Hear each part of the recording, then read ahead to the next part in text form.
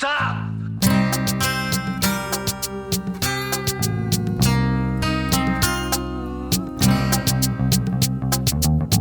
Sure you want the rest of it?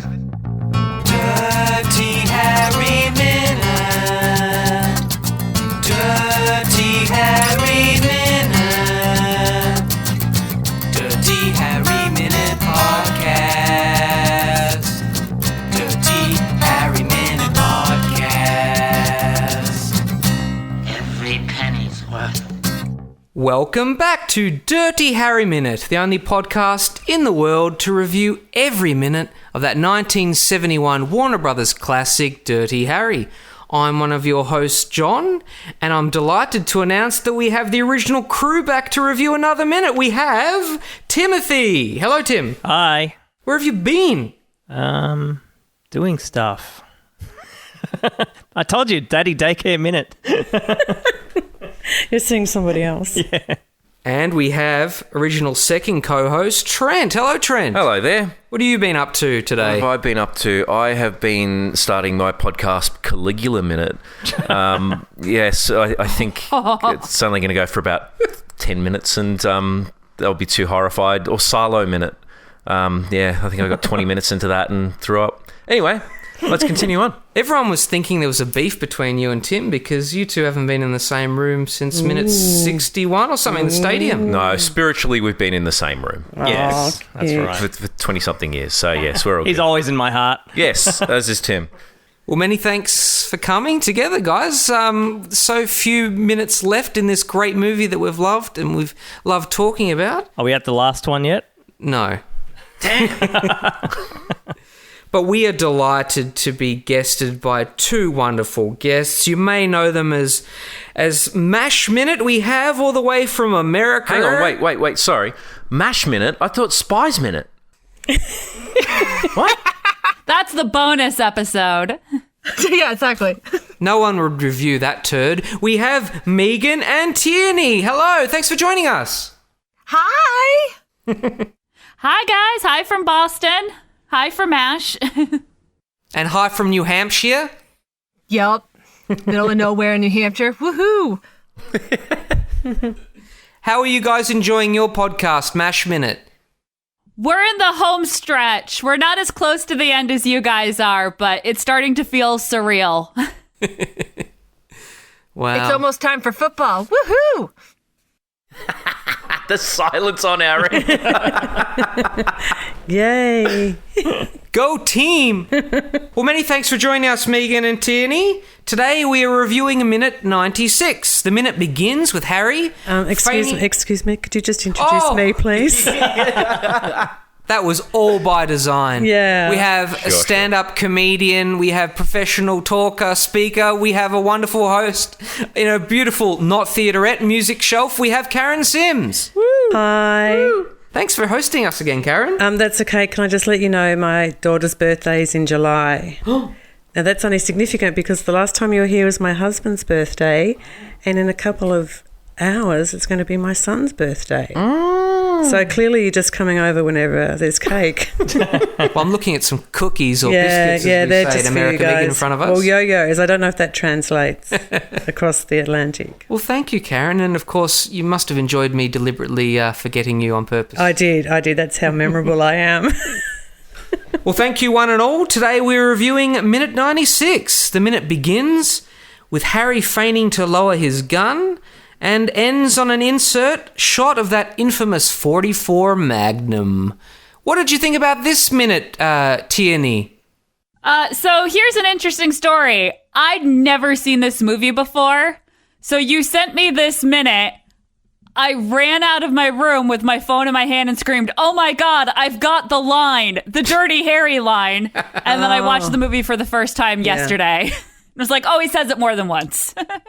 Did it live up to the pop cultural resonance? Were you pleased to hear that line in its full context? Yes. I knew that line mostly from the movie The Mask, starring Jim Carrey. Very different experience. Just a little. And what did you think of this minute, Tim? Good. Sorry, because it's not on screen. I can't remember it well. Well, how do you generally like Western showdown minutes that are in the bright sunlight out of town where justice knows no bounds? Well, do you think this is some sort of hark back to his spaghetti westerns in some way, John? I do. I find this a lot more satisfying than the Dollars trilogy. Is that blasphemous, Tim? Well, no, this is the one that propelled him into stardom, isn't it?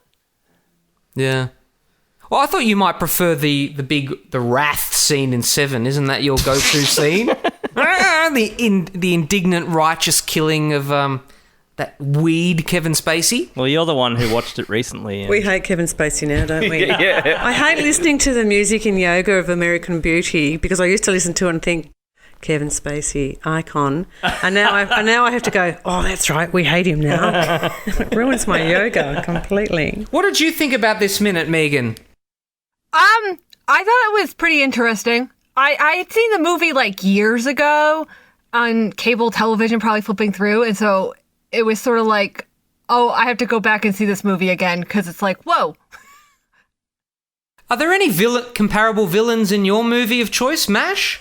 I thought Tom Skerritt North Koreans. Yeah. Communism?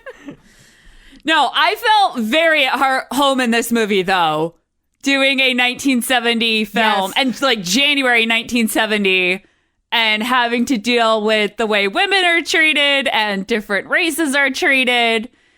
It was unfortunately familiar feeling. and kind of bucking the establishment in a way, too. That's true. That's the nicer way to put it. Yeah. Both these movies have one use of the F word as well. I think the MASH one's during the football game, isn't it? Where Spear Chucker says, Yeah. fuck! And then here it's, drop the fucking gun, huh? So, they were adventurous in their racism, but not in their acceptance of profanity. Yeah, I said true. the word fuck so many times while watching this, mostly in the context of what is fucking happening in this scene? I agree. I was the same thinking, and I've seen it many, many times, including the first year it came out. And I watch it now and think, how could they have done this so badly over and over again? Like even the credits. So, you know, the killer is called Scorpio throughout the entire movie. In the credits, he's known as Killer. Yeah. Consistency, please. Like that's. So, Karen, I take it you didn't go and seek out the sequel since our last. I did last pod. make a very veiled promise to investigate, but I could not be bothered because I don't need to see any more violence or any more, you know, racism or sexism or guns.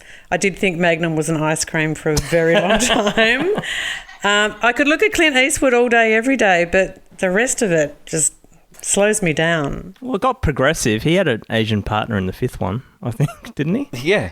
I hope she did a lot of cooking and cleaning and never left the house. And a woman in the third. Yeah, that's right. Yeah, Tyne Daly from Cagney and Lacey. What do you mean? Oh, woman partner. Yeah, I thought you meant like he had an Asian and then he had a woman. She came in the second Some part. Asians That are was in women. the second part. Who'd have thunk it? Oh, Tyne Daly. There you go. Well, they probably projected her into previous, you know, like subsequent cop shows where she excelled herself. Tim, what do you think Harry looks like he's really sweating balls, as Americans say? It looks pretty like a hot day. From, Do we? I don't. I guess we do. Well, he has just run through a I mean, dirty it wine is shop. a saying. I don't know that I've ever said it out loud. And the reason Harry looks so hot in this minute is that it is not polite for a gentleman to remove his coat until told that he can. And vest. And Vest vest, is you know, fully buttoned it's up. like a wedding. It's like, gentlemen, you may remove your coats. So he's got to stay. And also he can't leave it behind because then he has to go back and get it. And you know, like there's only one staff member in the whole quarry that we see a snippet of. That guy's not going to steal it. He's asleep in the truck by now. He's lucky everything's brown, because otherwise it would, just been soiled. Camouflage. And that poor kid with the fishing rod must be thinking, I nicked off from school to have a bit of a fish in a poison bit of water, and now I've got a gun against my throat. I was so confused by this kid. Oh, yeah, he's so gratuitous. Interesting bit of trivia about that boy in real life. I don't know if we've covered this, but he's actually Andy Robinson's stepson That's right. in real life. Oh, Wow. Yeah. This guy. Yeah. Oh, can I point out how incredibly weird it is that the killer Scorpio is Andy Robinson, and there is an Andy Robinson who does the Godfather minute? Oh, wow. Oh, Oh, I didn't know that. Wow. twist. That was very surreal when that credit came up. So I spent the whole movie being like, this is odd. That's why when you reached out to Andy Robertson, John, and he rejected you, because he was doing his own Godfather minute. He said, stop typecasting me. I was a killer a long time ago. I love the way, again, Clint's hair grows between scenes. My hair never grows. His hair never stops growing. There's a surprising lot of production photos behind the scenes from this day of shooting, and you can see they've got 2 big arc lights up. Which was a big feature of Eastwood's later movies, to use outside lighting and actually, ironically, reducing lighting to interiors. So, Was it filmed in order? Do you know if this was actually filmed last? Andy Robinson, when I reached out to him, said it was it was filmed a lot in continuity order, yeah. And so this was the last scene that they filmed. Which Andy Robinson said it, though. He could be sabotaging our work.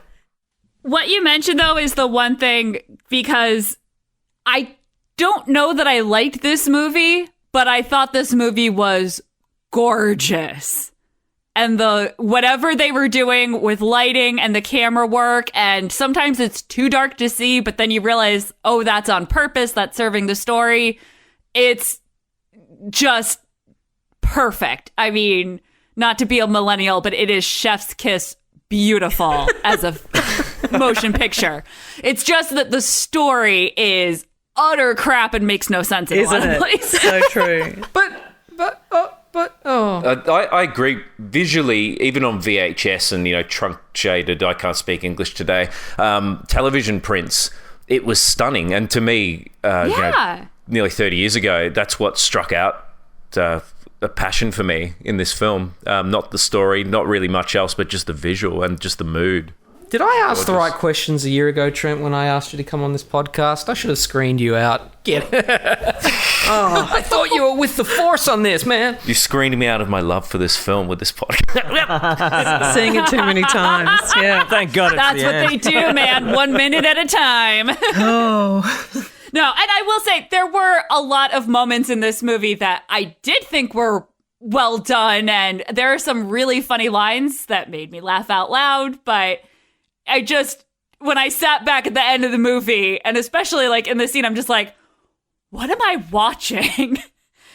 And I think it's just weird to me because I'd always known about Dirty Harry. I'd never seen it. I don't understand how this is such a classic film. Because in those days, we didn't have anything else. We had 3 channels on TV. Our recreation was to sit in the gutter outside our house from dawn till dusk. You got 1 icy pole per family. There was nothing going on in the 70s. Yeah, popsicle to you. There was nothing going on. Nothing. I say to my children, the reason I'm not creative is I grew up with this crap. I wasn't encouraged in any possible way. Well, Tierney, were there enough laugh out loud moments to offset the grimaces? Like, oh God, the stuff that is on the nose? I don't think quite. I would need to. I kind of want to rewatch this now, knowing where it's going, and see, because I have this gut feeling that the grimacing moments are going to be even worse because I'll know they're coming. And so I worry that that's going to tip the scales. But I will give this movie, they did something right. This is a movie about a serial killer, and it made me want to go to San Francisco. So it's a tourism advertisement. This is what the village people were singing about. Deep down. It's just so beautiful, and it's so cool, and but it's bad at the same time. It's very, very bad. Tim, do you think Harry looks concerned enough about the kid? Or is he just huffing and puffing so much he's just thinking about his next intake of air? Does he look concerned enough for the kid? It's the same face he's always got. It's one expression. I think we've established that Clint Eastwood has one expression. Do you think Frank Sinatra could have given it a bit more subtlety, or Paul Newman? You're like, I could look at him intake a breath all day. Except on his pasta sauce bottle and how delicious it is. That's right. No, Clint's long legs are the ones for the role. Do you think his sweat is standing in for his inability to act and emote? Like, if we just get him sweating, then that'll show that he's concerned about this kid. Just about. He's sweating this whole film, isn't he? Just running, puffing. In the novelisation, Harry goes, "Mother of God, pray for me," before he takes a shot. What? Yeah, I don't buy that either. Do you guys buy that? Yeah, I can picture how he would have said it. Mother of God, pray for me. It'd be more sort of like under his breath. That's just, I could be wrong. Yeah, Clint Eastwood is incapable of expressing an exclamation point. I agree. Some stupid publisher insisted on those two lines going in. They might have been religious, and it doesn't match at all. Yeah. It was a cheap, pulpy novelisation that came out a few years later. I suppose it's quite different to your source material, isn't it, Tierney? The MASH book is quite a bit different, isn't it?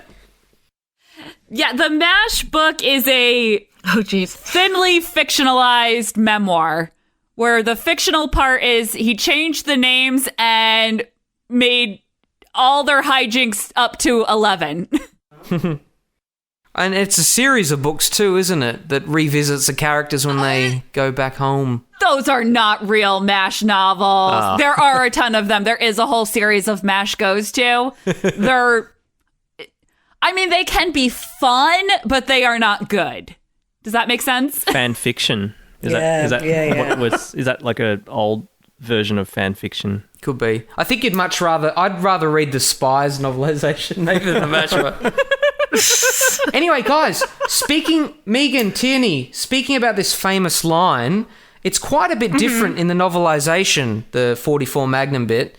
Obviously, the novelisation is based on an earlier version of the script, and it's quite different, and I think subpar. Have a listen. You been counting? Well, was it 5 or was it 6? Regulations say 5 hammer down on an empty. Only not all of us go by the book. What you have to do is think about it. I mean, this is a 44 Magnum, and it'll turn your head into hash. Now, do you think I fired 5 or 6 shots? And if I shot 5, do I keep a live one under the hammer? That's really poor editing. I mean, I know that in your book you don't have the benefit of visual, but he wasn't capable of a paragraph of speech anyhow, and there's no way he would do that whole lesson on technical firing of, guns. Were they trying to use it as an educational book or something? If you're ever out in the street and you haven't counted properly, these are your options. Is that another common American phrase, Megan? Turn your head into hash? Not that I'm aware of. Turning your head into hash? Make a meal of it? Is that? Make a meal of it. Now, one of my favourite ever throwaway lines like this to a bad guy is actually in Reckless Kelly. Oh. Have you seen that, Trent? Unfortunately, I only watched it 18 months ago for the first time. Do you mean, unfortunately, that you watched it? Yes. Let me clarify that. It's a third Yahoo serious movie. Second. Yeah. Mr. Accident was after that. You might have to explain that for, I guess. Do you think it got a release in America? This is the Young Warner Einstein Brothers movie, Megan. It was a Warner Brothers film. Oh. It was mostly shot in the US. Okay. A widely known Australian classic. Widely Reckless Kelly. in this room, widely. Anyway, he plays like an avenging cop that also quotes Shakespeare. And Yahoo Serious goes, Oh, yeah. yeah. To blow your head off or not blow your head off? That is the question. That's bad. Sounds like Keanu Reeves. Do you like the line, Tierney? This cold shit you say to the guy at the end? You know, I don't think we'd really had this sort of thing in movies before, had we? Maybe in Bond movies or something. Some sort of Blofeld stick around type. Do you like the line? It reminds me of the pulpy 50s, I guess into 60s, like a James Bond movie. I like it, and that's not just my bias of it having been the only thing I knew about this movie before. Yeah. Does Hawkeye have any funny lines after he seduced an intern or something? Does he have a bit of chutzpah and funny repartee? After his disgusting Me Too movements in the tents? Hashtag me too. It's, the early 70s are a wild time to analyze movies from. It was quite awkward for us as three males to talk about the voyeuristic scenes earlier in this movie with Clint, looking in there and struggling to find humor in it. Yeah. Again, something that makes no sense. Yeah. Like, I like to Absolutely think no I'm a sense. fairly sophisticated, normal moviegoer who can follow what's happening in a film in front of her eyes. Yeah. And there were Well, they had scenes their where all of a criteria. sudden- We haven't had boobs for a few minutes. We better plop them in. And I love the way he says, I am a cop. Like, yes, but you're still perving on a naked woman. That's right. That's maybe what you do in daylight hours. But right now, you're perving on a young woman. I love how he's like, you have to live a little, Harry. Like, really? Yeah. He's fine. It's fine. Do you guys remember the early days of the internet before, like Alta Vista or something, there was some function in a search engine where it says, I'm feeling lucky? Or do you feel lucky? Oh, God, Google yeah. still has that. You reckon Eastwood's Warner Brothers getting a few shekels from that? Do you feel lucky, punk? Because what it used to be was because the algorithms were so limited and there wasn't much up there. Do you feel lucky? You could type things in and they never would have been typed in before, whereas now you could type anything in and the algorithms will pick it up or numerous people have already typed it in. Like you could put in your address in those days and it wouldn't come up. Hang on, but it's just giving... If you click, do I feel lucky? Yeah. Does it give you a picture of Clint Eastwood? I would consider that lucky. Although it depends on the age. Megan and Tierney, being female, I'm going to jump to a massive conclusion here. Have you looked him up lately? Clint? Yeah. Like he's like your granddad with jeans under his elbows and under his armpits. It's like people should just die. We or be removed from the public eye. We don't need to see Clint as a 900-year-old with hairy high pants. No pun intended. Oh, these are my pecans. This is just in the mule. Officer, they're just my pecans. He looks like he's preparing for the role of Skeletor in Doesn't he? Masters of the Universe or something. I rest my case. Yeah. Like we don't need to see that. It dashes all our dreams. Needs to take a leaf out of Anthony Hopkins' book Yeah. and just retire. Yeah. With grace. Or Connery, I guess. He's sort of... Yeah. Gene Hackman? He's retired. Gene Hackman, he's Same writing age. novels Just now. remove Paul Newman? yourself from the public eye. Tim, do you think Andy Robinson's eyes are like swimming pools? Gosh, that's deep. Oh, sorry, in Degrassi Junior High, pimming schools. Sorry. Face of a choir boy. Oh no, face of a freak. Megan, did you like the brevity of this movie at least? That it's pretty lean? It's pretty lean. Yeah. I was kind of surprised it is only 97 minutes. Like, wow, but it packs a lot, I think, even though it's pretty brief. Yeah. It feels longer than 97 minutes, but You did? Oh, okay. part parts of it just were like, oh, are we still doing this? Where did this scene come from? Why is this whole plot line happening? I mean, admittedly, I felt like that too, but I got so wrapped up into it that like I was rewatching it today on my lunch break, and I only have an hour for lunch, and I obviously couldn't get through the whole movie, but I got about an hour in, and I was like, no, I know what happens, but I need to know what happens. Like I just wanted to keep watching it, you know? It kind of. You know what? Here's where my disconnect is coming in. This is an excellent thriller movie. Mm-hmm. I just don't understand how it has become a pop culture sensation that has literally swept the globe. That's where I have my little difference. Like, I do think it's a really good example of its genre. And genre defining in a lot of ways. Yeah. But Andy Robinson's portrayal of the killer Scorpio just baffles me.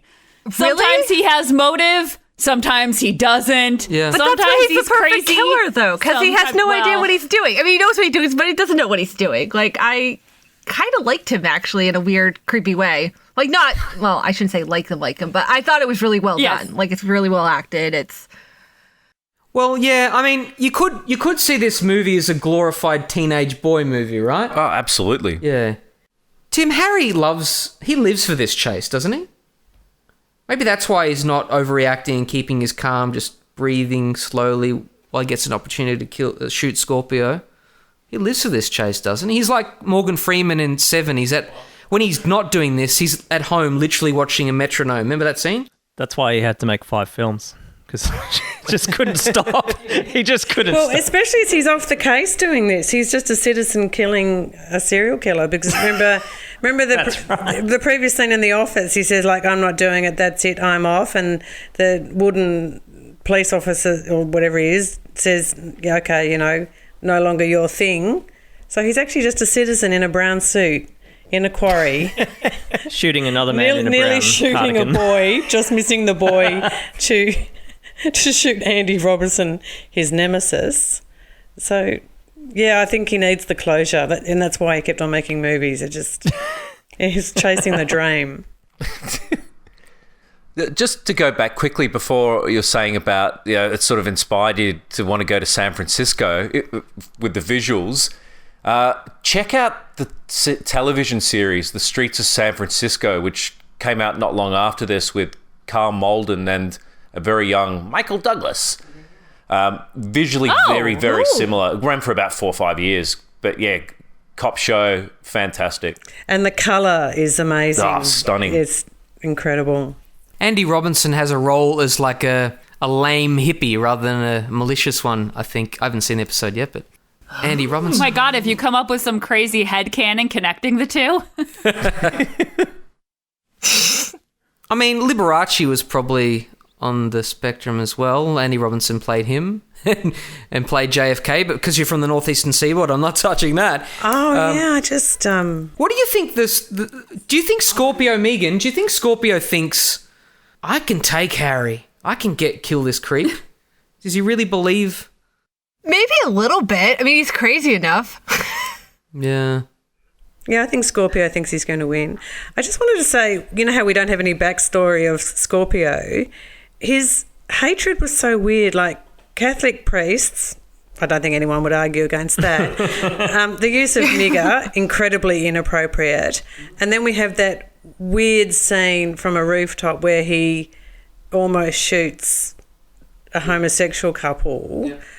Like, his hatred was vast, but with absolutely no context. And then he bashed that poor guy running the bottle shop, you know, when he went the cigarettes and everything. Like, Is that diverse litany of his victims just there to make you feel, oh, he's really unhinged, we can't predict who he'll target? with Is me... it to make you feel scared or to make you feel nothing? I just feel confused because the lack of focus. I mean, who do you really hate, Scorpio? We need more clarity. You can't hate everyone. I mean, and then who does he shoot? He shoots a couple of women, so they weren't even on the list. Yeah. The original concept was the World War II veteran Audie Murphy was meant to play that role. And he died, I think, not long before Sinatra pulled out and all that business. So the character's rewritten because Audie Murphy would have been in his 50s or whatever at the time. But yeah, he was meant to be a crazed, veteran. He had some history and some reason to be crazed. Yeah. It's I think, John, the novelisation, we've talked about this before, talks him up as being a Vietnam veteran or something, doesn't he? It does in one line. It also says his name is Charles Davis, and he's escaped from a mental institution after killing a guard. He's been institutionalized since he was a kid when he shot his mum with a shotgun or something. And that's such a cheap storyline, isn't it? Yeah, that's shit. We could be bothered thinking of something clever, so we'll throw that I read in. a really cool trivia thing that was like the boots he's wearing are paratrooper boots or something like that, but you wouldn't know that unless you read IMDb like I did. Yeah. Yeah. They look funny, don't they? Like bowling shoes. The white laces, I don't know if that's really what yeah. We've got a quote here from reviewer Pauline Kael. She says, I don't know why I'm going to do it in a Harry-style voice, but I don't like to imitate women. So Pauline Kael said this: Harry Callaghan is a hero in whom our fantasies about lone sufficiency turn into psychosis. Do you think, Megan, watching this movie may push people in the wrong direction? It may encourage vigilantes amongst us that, does it portray the state as impotent and, we need a guardian like Dirty Harry to step up and save us? Is it a dangerous movie? I feel like if it hadn't been this, it'd be something else, though, right? Yeah, well, if Travis Bickle saw this, would he become Travis Bickle, or does he wait a few years later to see Death Wish? I don't know. Yeah. We've had guests in the past that think, yes, it is irredeemably irresponsible.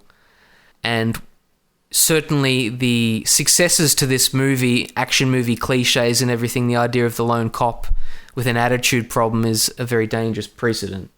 But that was sort of the trend at the time anyway, wasn't it? Like with the French Connection and this, and early 70s, starting to have these, I don't know, lone wolf vigilante style characters. Censorship changed, and you were allowed to have these characters on the screen all of a sudden.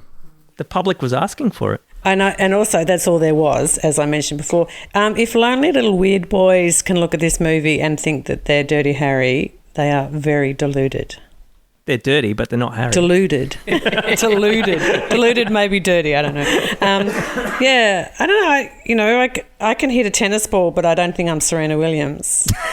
I think Really? if people... You're more like Venus. The long legs gave it away. I don't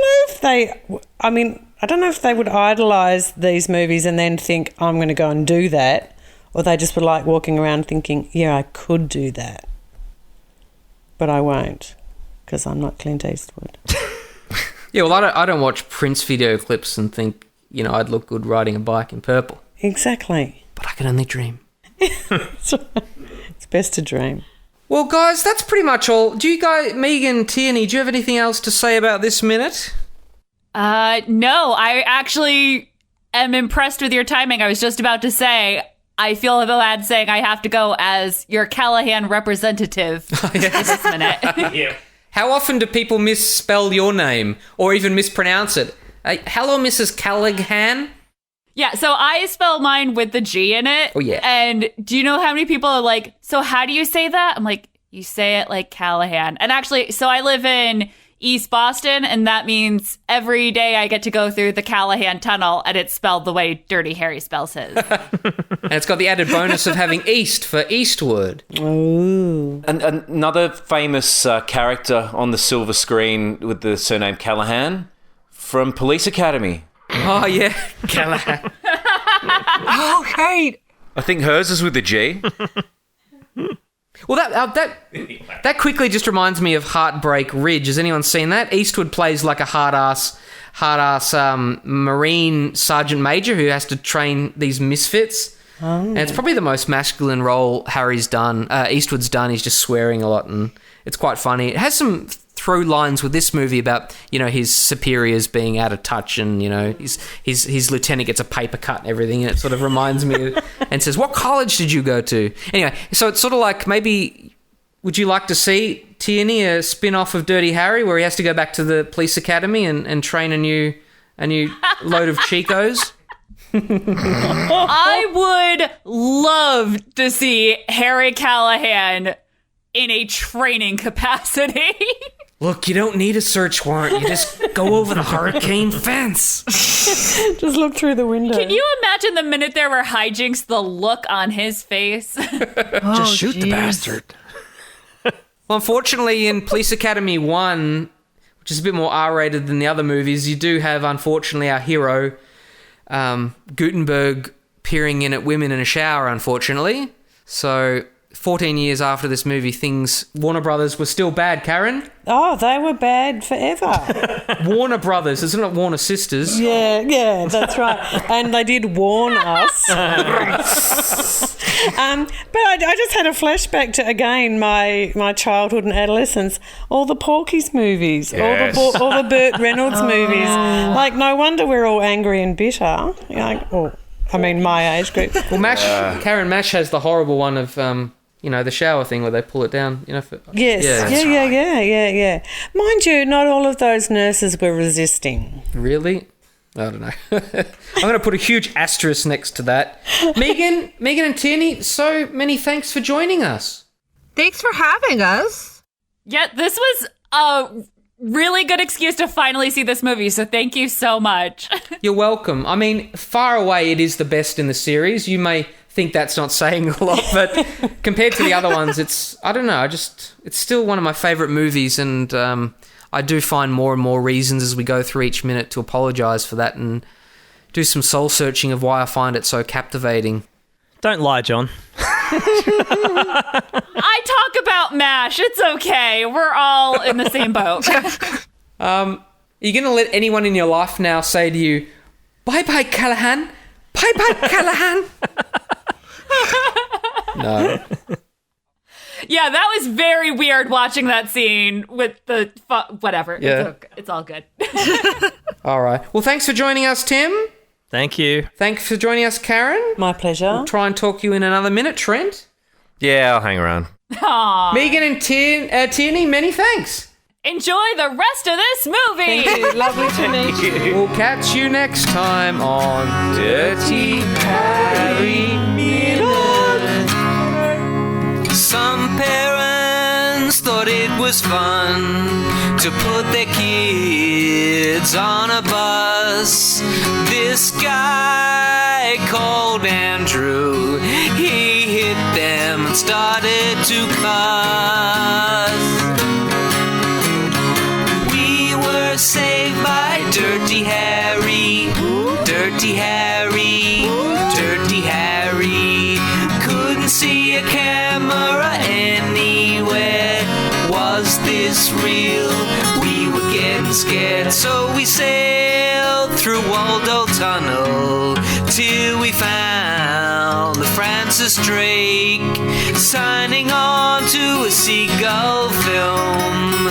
That was our parents' mistake. A madman in a cardigan, he made our bus driver cry. He said we'd go to the ice cream factory. Well, that was just a lie. We were saved by Dirty Harry, Dirty Harry, Dirty Harry. Couldn't see a camera, was this legit? Child labor, cracked the shits. Made us sing, row, row the boat. Said he'd kill our mothers, quote unquote. At the trestle bridge, a big man jumped down. We crashed in the sand, the widow man drowned. We were saved by Dirty Harry, Dirty Harry, Dirty Harry.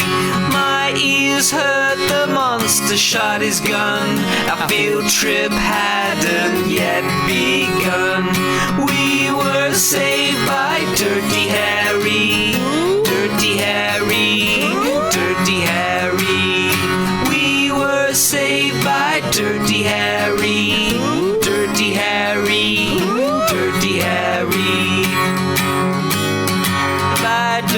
dirty